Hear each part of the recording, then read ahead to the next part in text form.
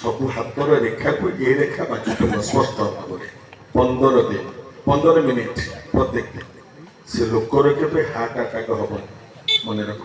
ଯେ 15 ଦିନ 15 ମିନିଟ୍ ପ୍ରତ୍ୟେକ ଦିନ ତାଳି ମାରୁଥିବ, ଏ ଗୋଟେ ଯୋଗ। ଖାଲି ସେତିକି। ଆଉ ଗୋଟେ ପ୍ରମାଣ, ବାଇଆ ବାବା ରମ ବାଇଆ ବାବା, ବିଶ୍ୱଗୁରୁ ବାଇଆ ବାବା, ବହିନା ବାଇଆ ଗୀତା, ସେଥିରେ ଗୋଟେ ପଦ ଲେଖିଛନ୍ତି କ'ଣ, ଆମେ ତାଳି କାହିଁକି ମାରିବା? ଧୀରେ ମାରେ। ବୃକ୍ଷ ମୂଳେ ତାଳି ମାରିଲେ ଯେହ୍ନେ ପକ୍ଷୀ ପଳାନ୍ତି, ତଥା ସତସଂଘ ତାଳିରେ ମନ୍ଦ ପ୍ରକୃତି ଯାନ୍ତି।